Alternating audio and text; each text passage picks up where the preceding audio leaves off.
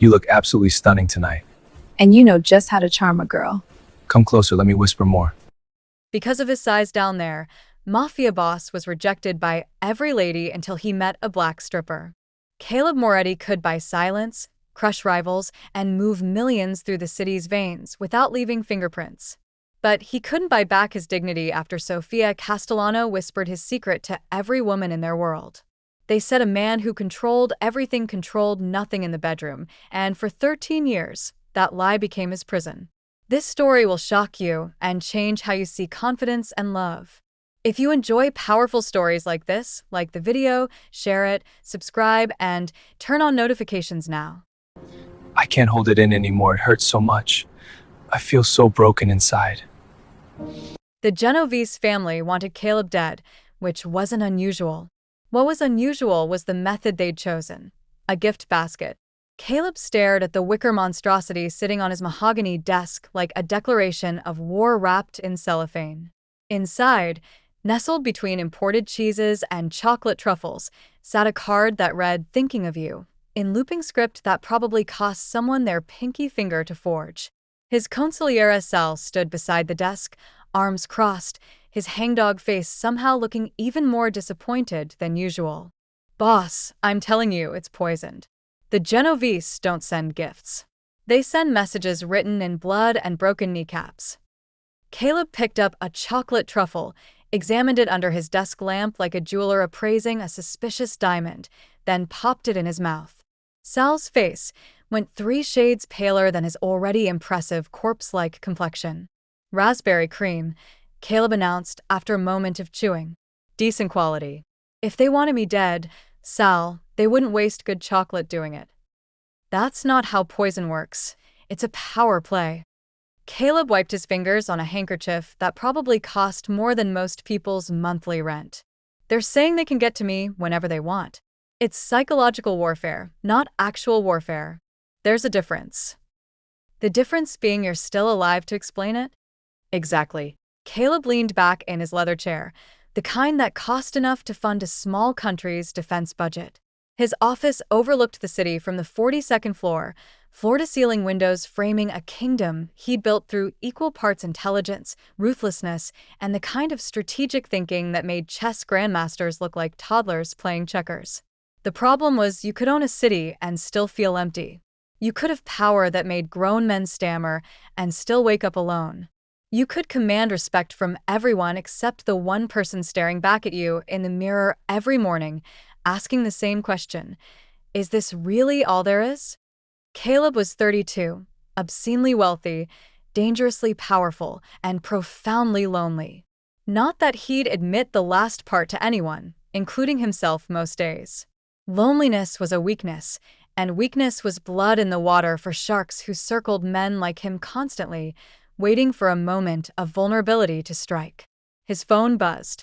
Tony, his younger brother and the family's only source of optimism, which was like finding a sunflower growing in a landfill, impressive but slightly concerning. "Big brother."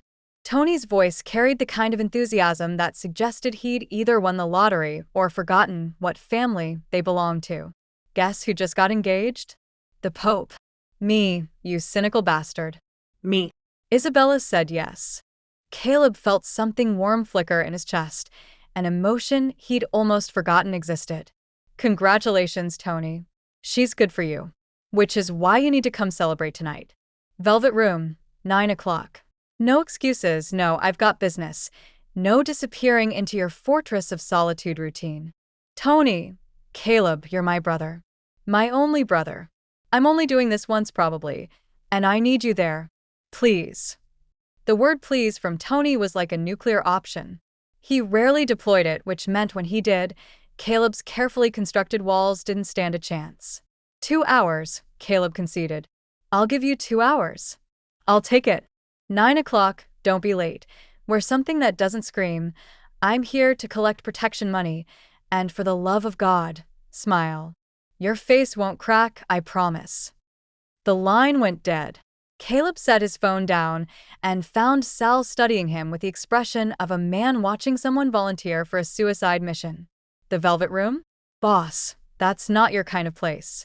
"I'm aware."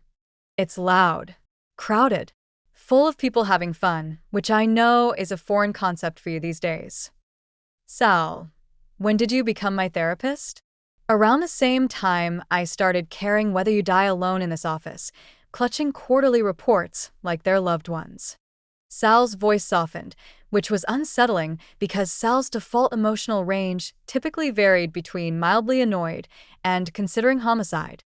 Tony's right. You need to get out more. Live a little. Maybe meet someone who doesn't want you dead or indicted. I've met plenty of people. People who rejected you because of vicious gossip from bitter women don't count. Sal raised a hand before Caleb could respond. Yeah, I know about that. Everyone knows about that. It's ancient history, boss. But you're letting ancient history write your future, and that's just stupid. Caleb's jaw tightened. The Sophia situation, as he'd come to think of it, always capitalized in his mind like a historical event that destroyed civilizations, wasn't something he discussed. Ever.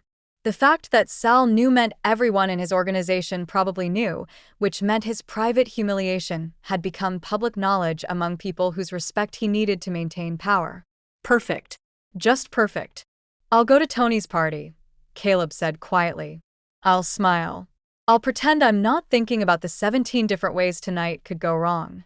And then I'll come back here and continue running an empire. Sound good? Sounds like you're still avoiding actually living, but it's a start. Sal headed for the door, then paused. Boss? For what it's worth, anyone who judged you for that wasn't worth your time anyway. Real connection isn't about measurements. It's about finding someone who sees you, not just what you can do for them. The door closed behind Sal, leaving Caleb alone with his thoughts, his city view, and a gift basket from people who wanted him dead. He ate another chocolate truffle, dark chocolate this time, bitter and rich, and wondered if Tony's party might be exactly what he needed or precisely what he feared. Both, probably. In his experience, the things you needed and the things you feared were usually the same thing wearing different masks. At exactly 9 o'clock, Caleb Moretti walked into the velvet room wearing a suit that cost more than most people's cars and an expression that suggested he was attending a funeral. His funeral, which, given his line of work, was always a possibility. The club hit him like a physical wall of sound, light, and too much cologne. Bass pounded through the floor, vibrating in his chest like a second heartbeat he hadn't consented to having. Colored lights transformed the crowd into a living kaleidoscope of sequins, bare shoulders, and dance moves that defied both physics and good judgment. His security detail, 4 men built like refrigerators with anger management issues, formed a protective semicircle as they navigated toward the VIP section. People noticed him. They always did. Conversations paused. Eyes tracked his movement. In his world, Caleb Moretti's presence meant something, usually something that involved lawyers or ambulances. Tony spotted him immediately, waving with the enthusiasm of a golden retriever who just discovered tennis balls existed. You came. You actually came. I said I would. You say a lot of things. Following through is new. Tony pulled him into a hug that Caleb tolerated with the patience of someone defusing a bomb. Come meet Isabella's friends. There, Tony, I'm here to celebrate you, not socialize. Same thing, brother. Same thing. The VIP section offered marginally less chaos. Bottle service, leather couches, and enough space that Caleb didn't feel like he was being slowly compressed into a human diamond. He ordered whiskey, expensive and smooth, and settled into observation mode. That's when he saw her. Zuri commanded the stage like she'd been born there, like gravity had taken one look at her and decided to renegotiate their relationship. She moved with a confidence that had nothing to do with arrogance and everything to do with knowing exactly who she was. Her skin caught the lights, bronze and beautiful, and her eyes held something Caleb hadn't seen in years, complete, unapologetic freedom. She wasn't performing for anyone. She was simply existing, and the rest of the room had the privilege of witnessing it. Caleb watched, transfixed in a way that made him deeply uncomfortable. He'd trained himself to remain detached, to analyze situations rather than feel them, to maintain control at all costs. But watching Zuri move, watching her smile at the crowd without needing anything from them, cracked something in his carefully maintained armor. When her set ended, the crowd erupted in applause and whistles. Most performers circulated immediately, gravitating toward tables with visible wealth like moths to particularly expensive flames. Zuri didn't. She walked straight to the bar, ordered water with lemon, and stood there like she had nowhere else to be and no interest in pretending otherwise. That's when she caught him staring. Her smile was neither seductive nor nervous. It was amused, like she'd just discovered something unexpectedly entertaining. Before Caleb could look away and pretend he'd been examining the ceiling's architectural features, she was walking toward him. His security detail tensed. Hands moved subtly toward concealed weapons. Tony's conversation with Isabella faltered as everyone at the table registered the shift in atmosphere that always preceded Caleb Moretti doing anything. Zuri slid into the seat beside him without asking permission, which no one ever did. No one except, apparently, her. "You look like someone invited you to a funeral and forgot to mention it's yours," she said, her voice carrying a warmth that matched her smile. Caleb's security detail looked to him for direction. He raised a hand slightly. "Stand down." "I don't do well with crowds," he admitted, and immediately wondered why he'd chosen honesty over his usual deflection tactics. "Then why are you here?" "Family obligation." He gestured toward Tony, who was watching this interaction with the fascination of a wildlife photographer discovering a new species. "My brother just got engaged." Ah. She nodded, understanding somehow communicated in a single syllable. "The most powerful chains are the ones we forge ourselves." She sipped her water, ice clinking softly. "I'm Zuri. Caleb. I know who you are." She said it the way someone might mention recognizing an actor from a commercial. Casual acknowledgement without the usual fear, calculation, or opportunistic interest that accompanied recognition of his name and face. Tony leaned over, his expression somewhere between delighted and terrified. Did my brother just have a conversation with another human being without threatening them? Is this real life? "Tony, focus on your fiancé." "I am focused. I'm just also documenting this historical moment." Tony grinned. "Zuri, right?" "I'm Tony, the better-looking brother with actual social skills." "Debatable on both counts," Kayla muttered. Zuri laughed, a sound that seemed to cut through the club's chaos and create a pocket of calm around their table. "You two are nothing alike. He got the looks and power, I got the personality and charm," Tony explained. "It's a fair distribution when you think about it." "Life rarely distributes anything fairly," Zuri said, her eyes meeting Caleb's again. Something passed between them, an understanding that neither could fully articulate, but both recognized. She turned back to Tony. "Congratulations on your engagement. Anyone who celebrates love in this world is brave." "Or stupid," Caleb added. "Sometimes bravery and stupidity are the same thing from different angles." Zuri stood, and Caleb felt an unexpected disappointment at her departure. "It was nice meeting you both. Enjoy your celebration." She walked away, and Caleb watched her go with the focus of a man memorizing something he might never see again. "Oh, you're in trouble," Tony said quietly. "I have no idea what you're talking about." "Caleb, I've known you my entire life. I've seen you negotiate with psychopaths, stare down federal prosecutors, and make grown men cry with just a look. I've never, ever seen you look at another human being the way you just looked at her. Your engagement has made you sentimental and delusional. My engagement has given me perspective on what actually matters." Tony's voice softened, losing its teasing edge. "You've spent a decade building walls because some cruel women said cruel things. But walls that keep pain out also keep everything else out. Joy. Connection. Love. Life. I'm fine. You're surviving. There's a difference." Tony squeezed his shoulder. "Talk to her again. What's the worst that could happen?" Caleb could think of 17 different worst-case scenarios, each more humiliating than the last. But he could also think of Zuri's smile, her easy confidence, the way she'd looked at him like he was just a person rather than a position. "Maybe," he said finally. Tony's grin could have powered the entire club. That's the first hopeful thing I've heard you say in years. Caleb finished his whiskey and wondered if hope was just another word for setting yourself up for disappointment. But as he glanced toward the bar where Zuri stood talking with another performer, laughing at something only they could hear, he thought maybe disappointment was better than the nothing he'd been living with. Maybe.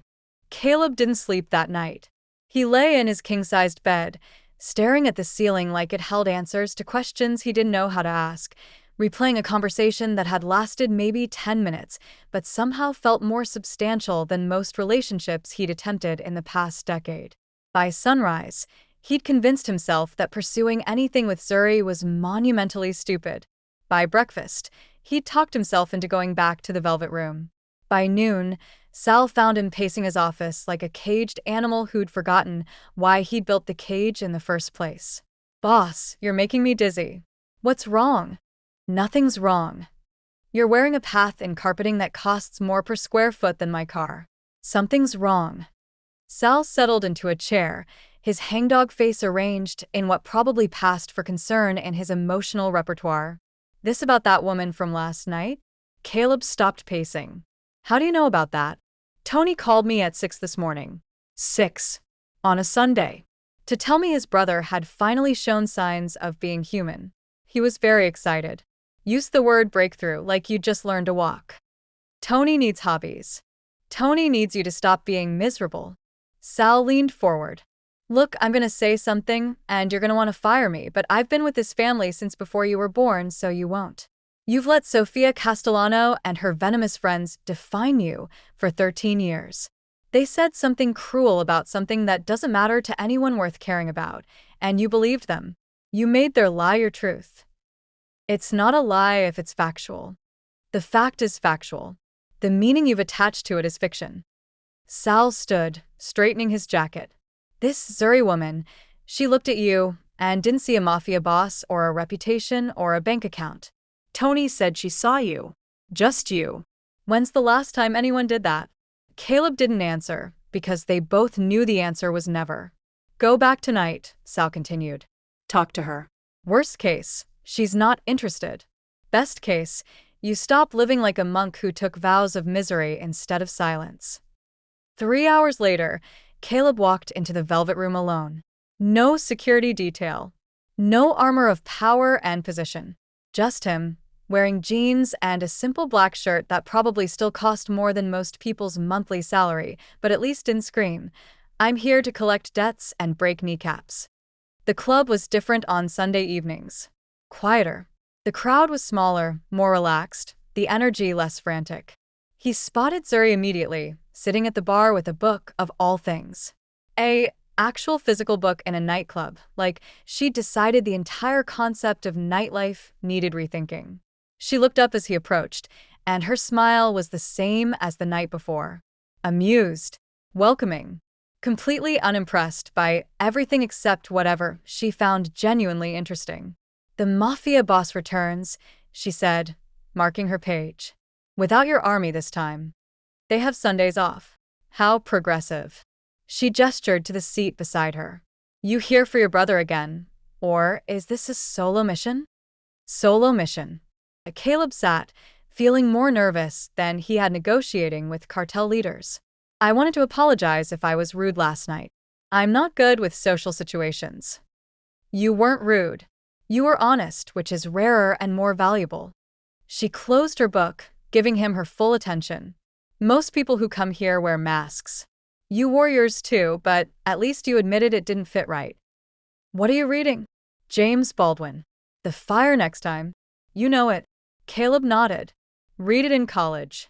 Before I inherited responsibilities that made college philosophy seem quaint." Philosophy's never quaint. It's just harder to apply when life gets complicated. Zuri studied him with an intensity that should have been uncomfortable, but somehow wasn't. "What did you want to be before you became what you are?" The question hit harder than any physical blow Caleb had ever taken. No one asked him things like that. No one cared about the person he'd been before power and reputation calcified around him like concrete. "An architect," he said quietly. "I wanted to build things that would outlast me. Create spaces where people could live better lives." That's beautiful. That's impractical. My father died, and the family needed leadership. Architecture became a hobby I didn't have time for. Did you stop because you didn't have time, or because building an empire felt safer than building dreams? Zuri's voice held no judgment, just curiosity. Dreams require vulnerability. Empires require walls. Caleb felt something crack inside him, the same sensation from the night before, but deeper now. You're very perceptive for someone I just met. I'm very perceptive because I pay attention. Most people don't. She finished her water. I'm about to leave. Walk with me? They left the velvet room together, stepping into a night that felt charged with possibility. The city sprawled around them, lights and life and chaos, but for the first time in years, Caleb felt like he was part of it rather than just controlling it from above. Where are we walking to? He asked. Nowhere specific. Sometimes the best conversations happen when you're not trying to get anywhere. Zuri glanced at him. Is that okay? No destination, no plan, just walking? Caleb thought about his entire life, every moment scheduled and strategized, every interaction calculated for maximum advantage. The idea of just walking with no purpose except the walking itself felt revolutionary. Yeah, he said. That's okay. They walked for hours, their conversation weaving through topics that ranged from childhood memories to philosophical debates about power and purpose. Zuri told him about growing up in Atlanta, about a mother who taught her that dignity wasn't given but claimed, about working 3 jobs to pay for college before realizing traditional education couldn't teach her what experience could. Caleb found himself sharing things he'd never told anyone, about watching his father choke on that meatball, about the absurd guilt of feeling relieved when it meant he could finally stop pretending to want the life being prepared for him, about the weight of inherited expectations and how they could crush you slower than any bullet. You never chose this life, Zuri observed as they paused on a bridge overlooking the river, the water below reflecting city lights like liquid stars. No one in my position chooses it. We just accept it or we run, and running means everyone you love becomes a target for people who want what you abandoned. So you're trapped. So, I'm responsible. Caleb leaned against the railing, exhaustion in his voice. There's a difference. Trapped suggests helplessness. Responsibility is a choice you make every day, even when the choice is terrible. Zuri studied him in the amber streetlight, her expression thoughtful. You carry a lot for someone who claims not to need anyone. Needing people is a liability in my world. In every world, she corrected. But it's also what makes us human. Denying that need doesn't eliminate it. It just makes you lonely while pretending you're strong. Before Caleb could respond, his phone buzzed. Then again. Then a third time with the insistent rhythm that meant crisis. He pulled it out, and Sal's name blazed across the screen along with 5 missed calls. I'm sorry, I need to take this. Zuri nodded, stepping back to give him space, and Caleb answered. Boss, we've got a problem. Sal's voice carried an edge that meant someone was either dead or about to be. The Genovese made their move. 3 of our warehouses hit simultaneously. They're sending a message. Caleb's entire demeanor shifted. The man who'd been walking aimlessly and talking about philosophy replaced by the boss who'd built an empire through calculated violence and strategic thinking. Casualties. 2 of ours injured, nothing fatal. But they burned a lot of product. We're looking at significant losses. Where are you? The office. Everyone's here. We need you. Caleb glanced at Zuri, who stood quietly by the railing, her expression understanding rather than impatient.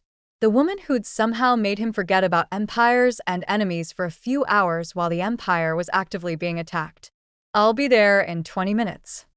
He ended the call and turned to Zuri. I have to go. There's a situation. The kind of situation that involves the other part of your life.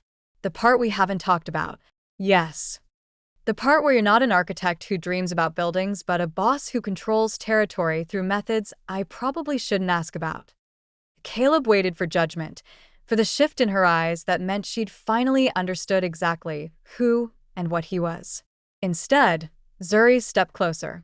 I knew who you were when I sat down next to you last night, she said quietly. I'm not naive, Caleb. I know what you do, what you have to do. I'm not asking you to be someone you're not. Then what are you asking? Nothing. I'm offering something. The chance to be seen as a complete person, not just your worst parts or your best parts, but all of it together. The man who wanted to build beautiful things and the man who had to build something else instead. Caleb's phone buzzed again. Sal, impatient. The Empire calling him back to responsibility and violence and all the things that kept him powerful and alone. I need to see you again, he said, the words coming out more desperate than he'd intended. Can I see you again? Zuri smiled, sad and knowing. Tuesday. Same bridge, same time. If you want to keep walking with nowhere to go. I do. Then I'll be here. Caleb wanted to say more, wanted to explain that she'd given him something in a few hours that he hadn't felt in years, but his phone was buzzing again, and duty was a jealous mistress who didn't tolerate delays. He left, glancing back once to see Zuri still standing by the railing, watching him go. The image burned itself into his memory, a woman who saw him completely and hadn't looked away. The drive to his office took 15 minutes of traffic violations and running red lights that his driver executed with the precision of someone who'd done this many times before. Caleb spent those 15 minutes forcing himself back into the role of boss, of strategist, of the man who made hard decisions without hesitation. But somewhere underneath, the man who'd walked with Zuri and talked about architecture and dreams was still there, no longer dormant, but awake and wanting things he'd convinced himself were impossible. The office building loomed ahead, all glass and steel and power. Caleb stepped out of the car, straightened his jacket, and walked into war with Zuri's words echoing in his mind. The chance to be seen as a complete person. Maybe that was worth fighting for too. The war room, as everyone called it despite it officially being the conference room, was packed with Caleb's top people.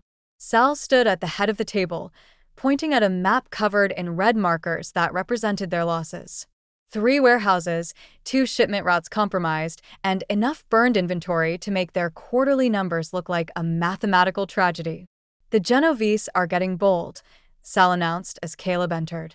The room immediately quieted, everyone turning toward him like sunflowers tracking the sun, except sunflowers probably felt more optimistic about their situation. They hit us fast and coordinated. Someone on our side fed them information. Who? Caleb's voice was calm, which everyone in the room knew was more dangerous than shouting. Still working on that. But boss, we need to respond. Hard. If we don't, every 2-bit crew in the city will think we're weak. Caleb studied the map, his mind calculating probabilities and consequences. The old Caleb, the one from a week ago, would have already ordered retribution. Swift, brutal, and public enough to remind everyone why crossing the Moretti family was a death wish. But something had shifted. Something Zuri had said about responsibility versus being trapped, about choosing your actions instead of just reacting to everyone else's moves. No, he said finally. The room fell silent. Sal's hangdog face somehow managed to look even more confused than usual. Boss. I said no. We're not retaliating. With all due respect, sir, that's insane. If we don't respond, we look weak. Weakness in our business is terminal. Weakness is different from strategy. Caleb moved to the map, tracing the pattern of attacks with his finger. Look at this. They hit 3 warehouses, but they're all secondary locations. High visibility, low actual value. They didn't hit our main operations. They didn't go after our money flows or our real assets. One of his captains, a man named Vincent who'd been with the family for 20 years, leaned forward. So, what are you saying? I'm saying this isn't about destroying us. It's about provoking us into a response that justifies a bigger war. They want us to hit back so they can claim self-defense to the Commission, get the other families to stay neutral while they make a real move on our territory. Sal scratched his head, which he only did when Caleb said something that made too much sense to argue with, but still felt wrong. So we just do nothing? I didn't say that. I said we don't retaliate with violence. We respond with something they won't expect, restraint and precision. The room erupted in protests. Too soft. Too weak. Not how things were done. Every voice carried decades of tradition that said blood demanded blood, territory demanded defense, and respect came from fear. Caleb let them argue for exactly 90 seconds, then raised his hand. Silence fell immediately. Here's what we do. We find their informant, quietly. We secure our actual valuable assets, not the showpieces they hit. We let them think we're weak, let them overextend, and when they make their real move, we'll be ready. They'll have committed resources and goodwill to attacking someone they think is wounded. Instead, they'll find we were 3 steps ahead the entire time. Vincent nodded slowly, playing dead to draw them in closer. Exactly. It requires patience. It requires looking weak temporarily to be strong permanently. Can everyone here live with that? The question hung in the air. Caleb watched his people process this new approach, this deviation from how his father would have handled things, from how every boss they'd known would have responded. What if you're wrong? Sal asked quietly. What if they hit us again while we're playing strategy games? Then we adapt. But I'm not wrong. The Genovese are predictable. They've been using the same playbook for 30 years. We change the game. They won't know how to play. Everyone looked at Sal, the de facto voice of traditional wisdom. He studied Caleb for a long moment, then sighed.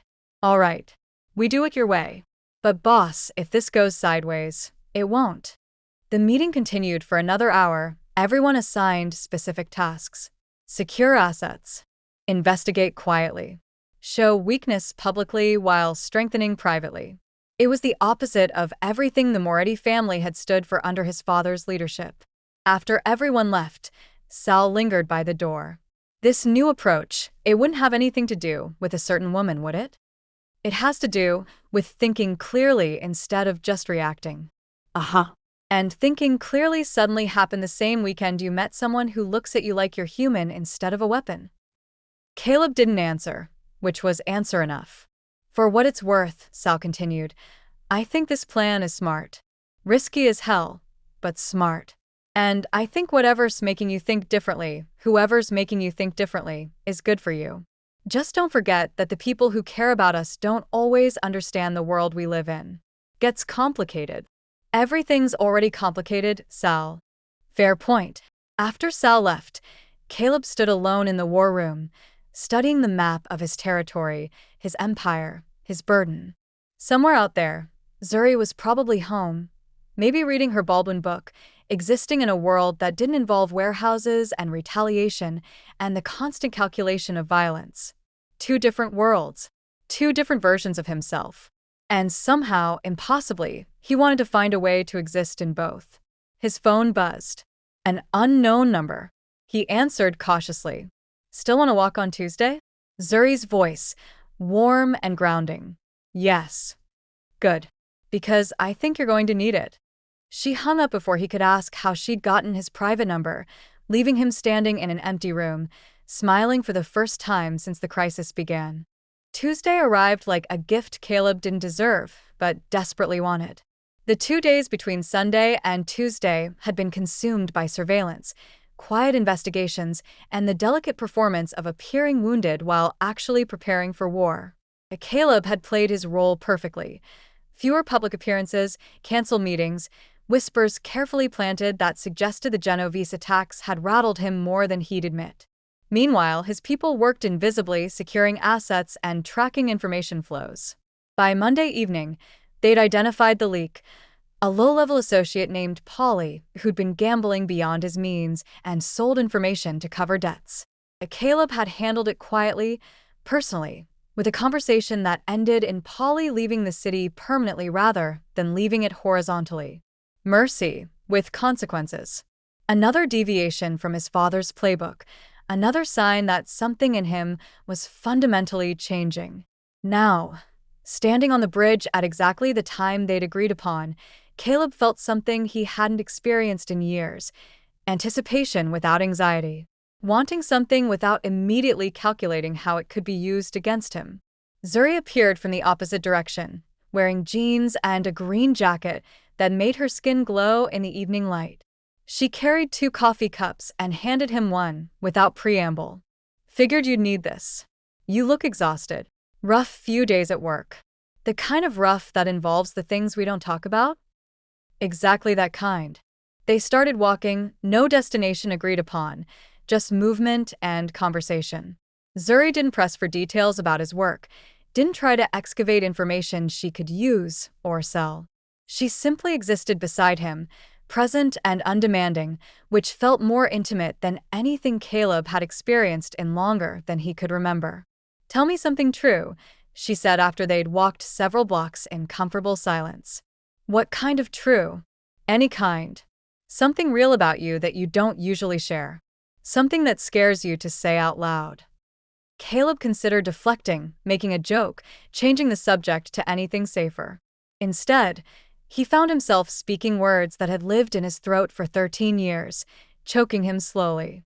"I'm terrified that I'm fundamentally unlovable.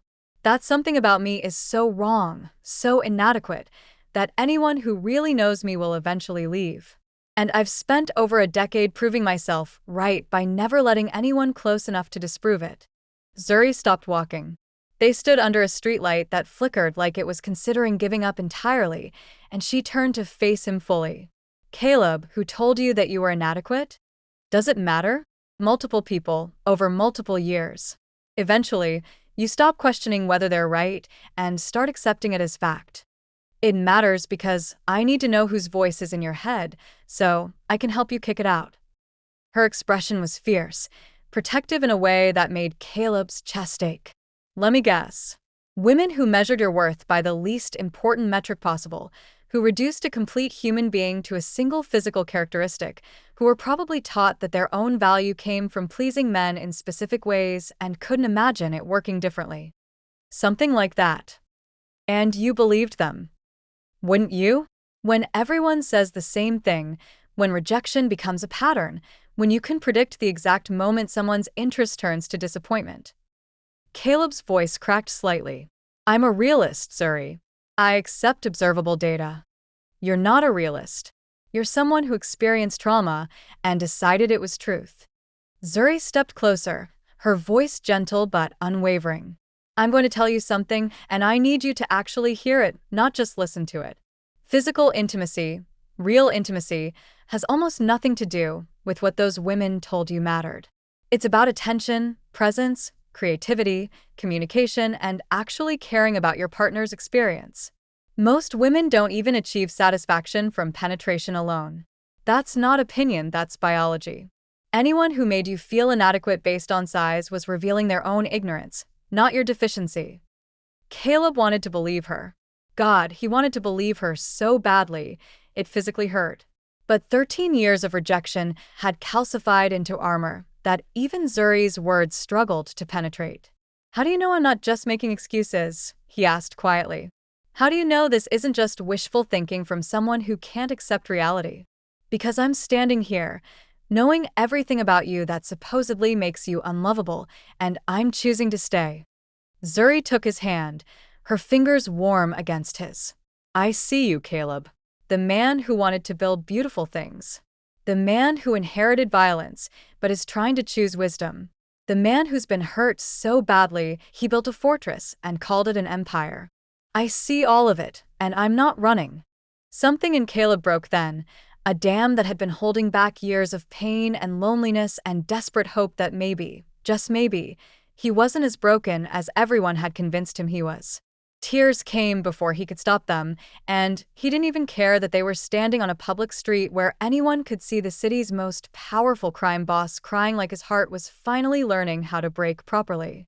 Zuri pulled him close, and Caleb let her, his face buried against her shoulder while she held him with a strength that had nothing to do with physical power and everything to do with simply refusing to let go. "I've got you," she whispered. "And I'm not letting those voices win. Not anymore." They stood like that for minutes or hours, time becoming meaningless in the space between one breath and the next. When Caleb finally pulled back, wiping his eyes with embarrassment burning his cheeks, Zuri just smiled. "Feel better? Feel terrified. Good. That means you're feeling something real. Terror means you're alive, not just surviving." She squeezed his hand. "Come on. Let's keep walking." I want to show you something. She led him through streets he'd known his entire life but had never really seen, pointing out details he'd missed while being too busy controlling everything. A mural painted by local kids. A tiny garden someone had carved out of concrete and neglect. Evidence that beauty persisted even in places where it shouldn't survive, that hope was stubborn and rebellious and refused to die just because circumstances were terrible. This city you control, Zuri said as they paused before a particularly stunning piece of street art, it's also full of people just trying to live, to create, to love. Your empire sits on top of all this life. Does it ever make you wonder what you're protecting versus what you're just holding hostage? The question sat heavy in the space between them. Before Caleb could answer, his phone erupted with calls. Not Sal this time. Vincent. Then two other captains. Then Sal, his timing impeccable as always. I have to take this. Zuri nodded, stepping away, and Caleb answered to hear Vincent's voice, tight with controlled panic. Boss, you need to hear this. We found something about the Genovese plan. It's bigger than we thought. Much bigger. The Empire was calling again, demanding his attention, pulling him away from the one person who made him feel human.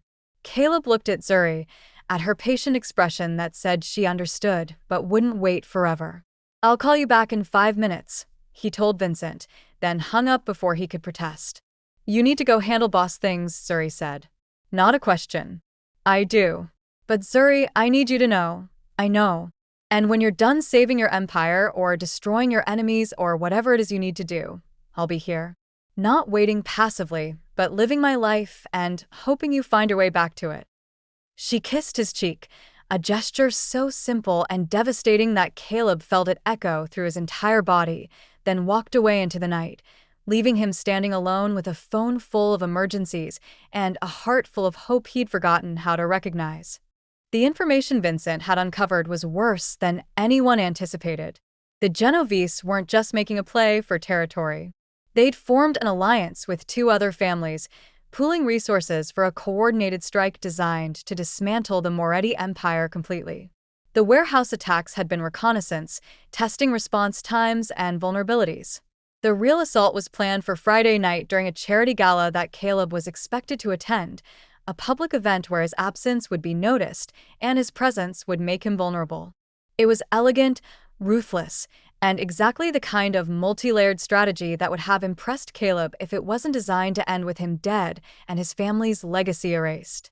The war room filled again, but this time the energy was different. No more arguments about tradition versus innovation. Everyone understood they were facing an existential threat that required every advantage, including the new thinking that had kept them alive this long. They expect retaliation for the warehouses, Caleb said, standing at the map that now showed 3 different family territories converging on his own like sharks sensing blood. They've planned for us to be weakened, distracted, and predictable. So we give them none of that. Boss, they're planning to hit us at the gala, Vincent interjected. We could just not go. Cancel it, stay fortified, wait them out. And look weak to every family in the region. Show that we're afraid. Lose every alliance we've built. Caleb shook his head. No. We go to the gala. But we don't go as targets. We go as bait. Sal's eyes widened with understanding. You want to flip their trap.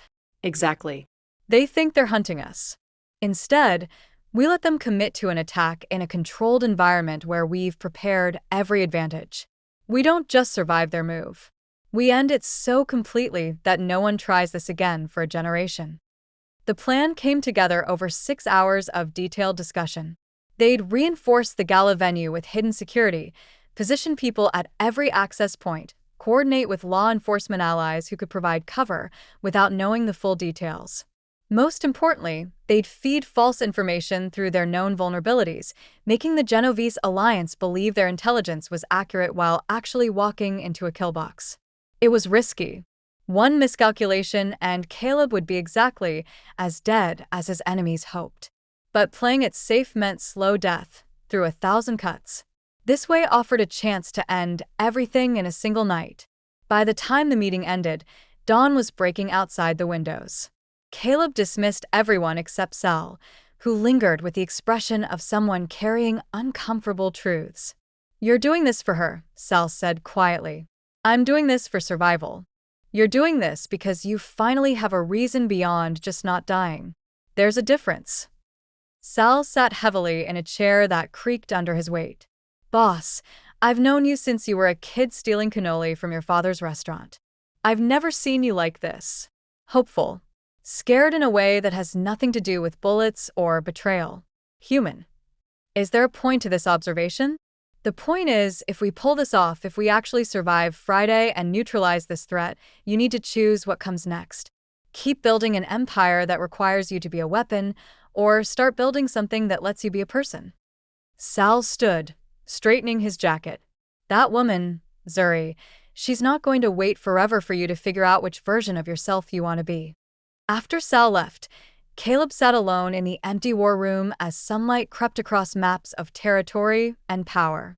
His phone held 17 unread messages, half of them business, half of them Tony pestering him about being his best man and actually smiling in wedding photos.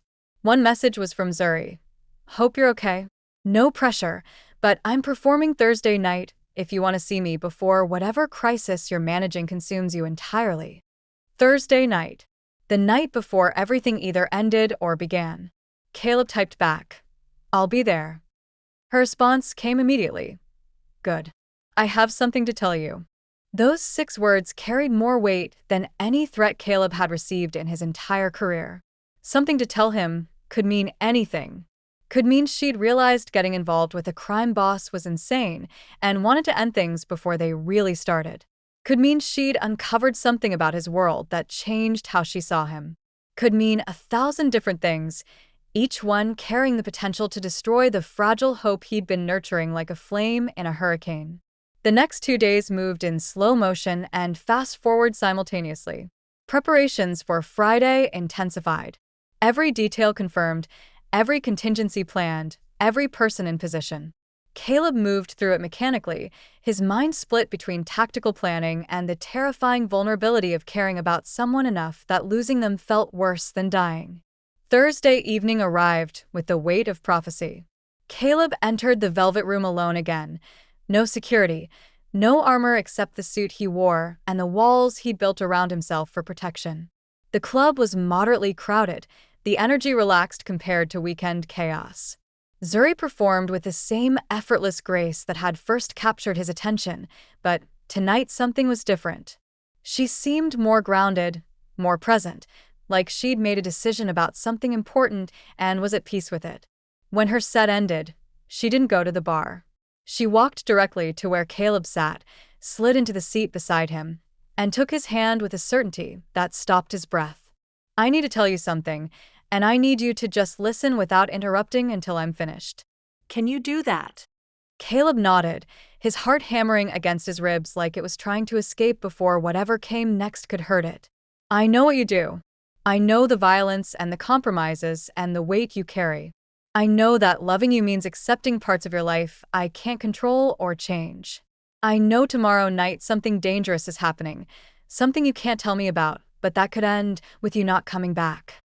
She squeezed his hand tighter. "And I know that despite all of that, despite every rational reason to walk away, I'm choosing to stay. I'm choosing you. All of you. The architect who never got to build his dreams, and the boss who's trying to be better than his inheritance. I see you, Caleb Moretti, and I'm not afraid." The war room strategies, the Genovese plans, the entire empire he'd built and maintained, all of it faded to background noise against the singular truth of Zuri's words. She was choosing him. Knowing everything, seeing everything, she was choosing him. "I don't deserve you," Caleb said, his voice rough with emotion. "Probably not. But maybe that's not the point.